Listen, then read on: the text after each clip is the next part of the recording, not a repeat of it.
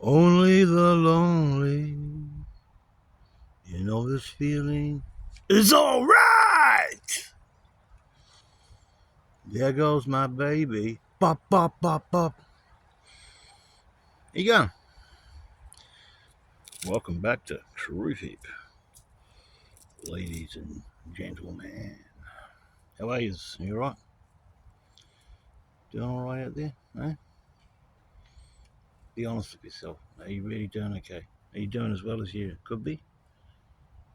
Don't lie to yourself. Are you being as good to yourself as you really could be?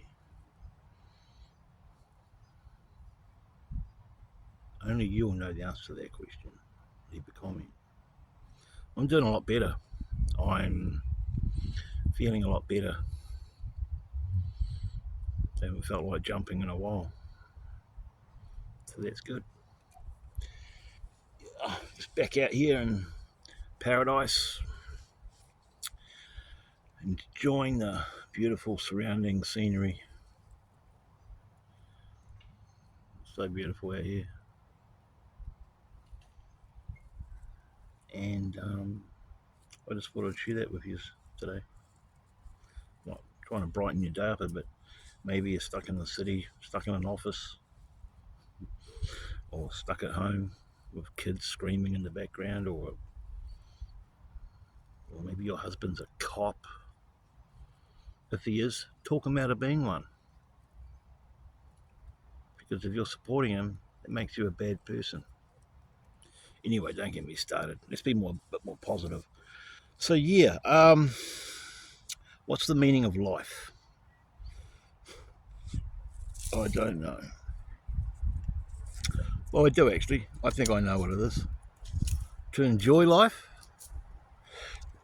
to learn as much as you can in this life, and to cause as less harm as you can to everyone in your life. Therefore, your next life will be better.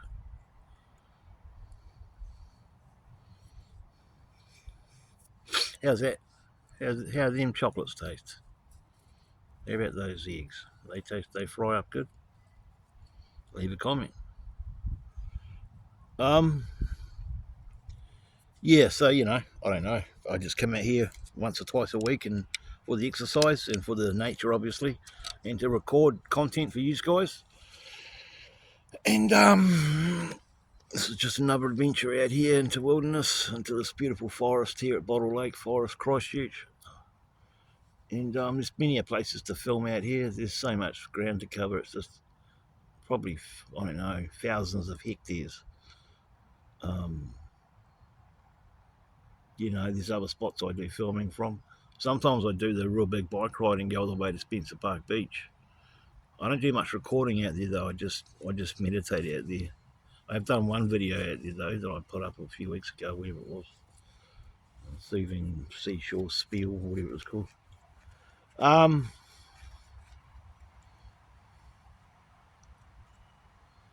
Yeah. How about this one? How about we call this how to be really happy? How to be really happy? How can you be really happy? How do you become really happy in your life?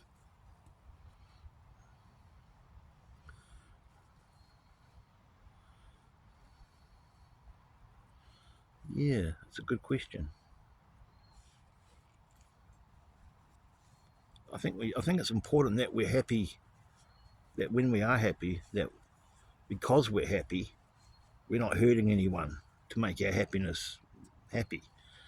If we can be happy without hurting anyone, we're doing okay. If we can be happy and enjoy ourselves at the same time, obviously we're really happy. But how many of us are really happy deep down within ourselves? Let's forget about the superficial happiness that our friends and family see when we give them that fake smile. What's that real inner core happiness feel like? How do we reach it? Is it through achieving goals that we set for ourselves? Is it through a hard day's work and bringing in the bacon? Is it from enjoying our lover or our partner? Is it through enjoying watching our children grow up? Special things like that. I suppose that always in conjunction with true happiness. For me, true happiness is when I'm out here in nature. I feel happy. I feel at peace. I don't feel annoyed by any bullshit, by any people. I don't have idiots around me. I have the beautiful pine trees and the wind and the pine needles, and you know, and I enjoy doing content out here for you guys. I feel better in myself filming in this sort of environment than sitting in my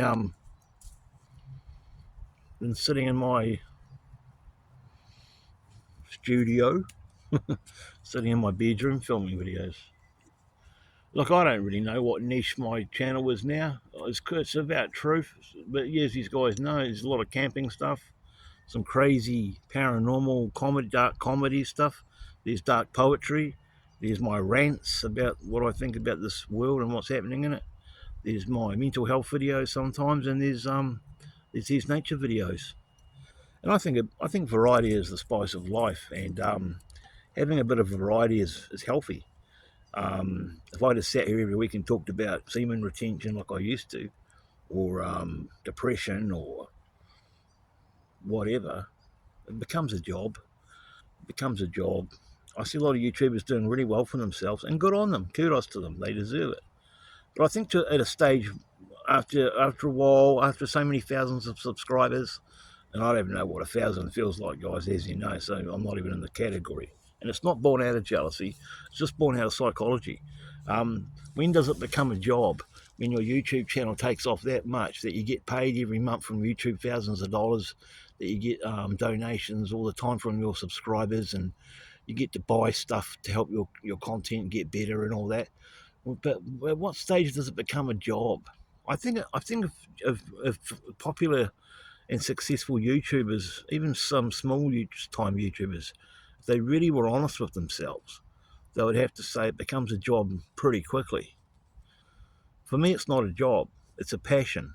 It's an outlet. It's therapeutic. It's creative. It's a hobby. It's something to do. It's all these things wrapped into one. It's not about money. It's certainly not about popularity, because not many people like me or my channel. So if you do, thanks, brother or sister. You're one of the few. For me, it's about it's an outlet to elucidate how I feel and how I think about the world, and to express myself through my poetry, to express my love of nature through the nature content. Sometimes I'll entertain you with some crazy comedy stuff like you've seen, yeah. So for me, that's happiness. I haven't got a partner. My family's pretty much non-existent. I've got no money. I ain't got a car. I live in a shitty flat in a rough area. So true happiness for me comes in forms of content creating, knowing and realizing that I am part of the creative force which makes me, knowing that I don't fear death anymore, knowing that this is just the beginning, guys, and we're living in a spiritual world. We're in this world, but we're not of it. Saying goodbye to material bullshit. Like I could pack up my house tomorrow and move out, and all I'd take is one suitcase full of clothes and all my books, my laptop, and my bedding. That's all I'd take. I'd leave the pictures on the wall. I'd leave all the other clothes. I'd leave the kitchen where it is. I'd leave the bed, the fridge, all the furniture. I wouldn't give a shit. I'd just take my books, my personal hygiene objects, obviously, and my clothes, most of them. I wouldn't take all of them. A wee bit of bedding and my laptop. And I'll be out the door. See you later. Sayonara. And that's what I might be doing. Where I go, you'll never know until I tell you.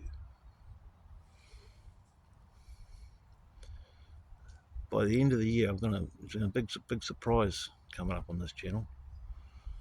Big surprise. If this channel's still going, that is. There's going to be a big surprise for you by the end of the year. Near the end of the year. Wait and see.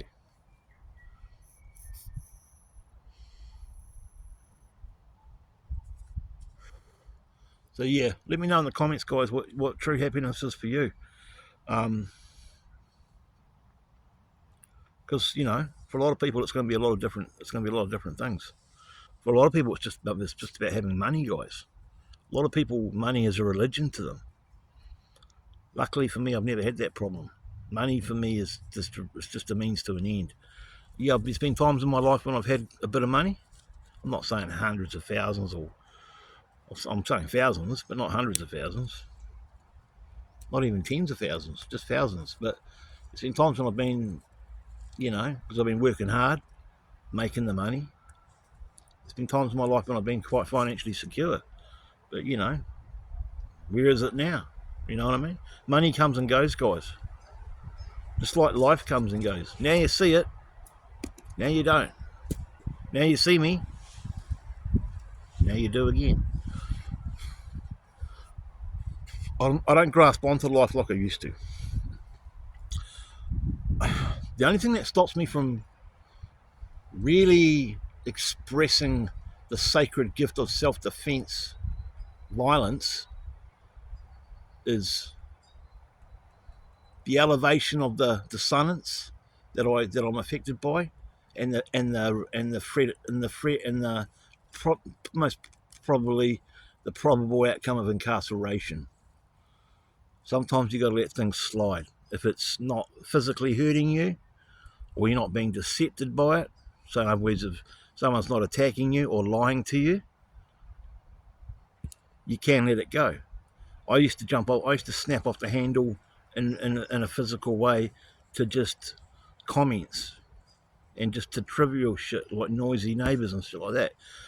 You know, as much as I'd love to react like that, I'd be immoral for doing it.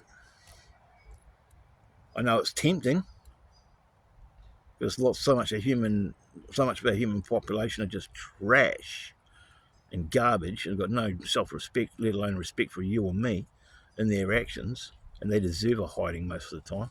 But you've got to be careful because we're living in a world man's laws run it, where you know you can get incarcerated for touching someone. So we have to have control, and it's really hard to keep. It's really hard to keep this control sometimes. It's really hard to maintain it.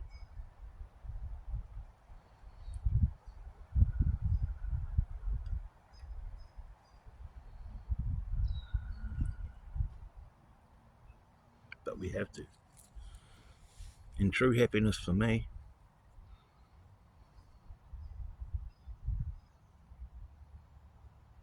is knowing that this is just the beginning. Knowing that when this body dies,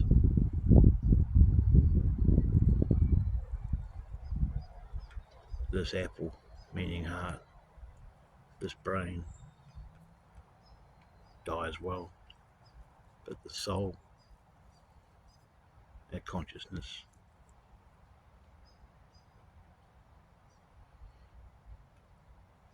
goes on forever.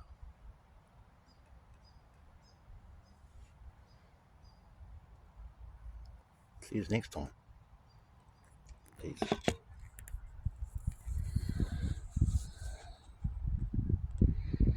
Only the lonely,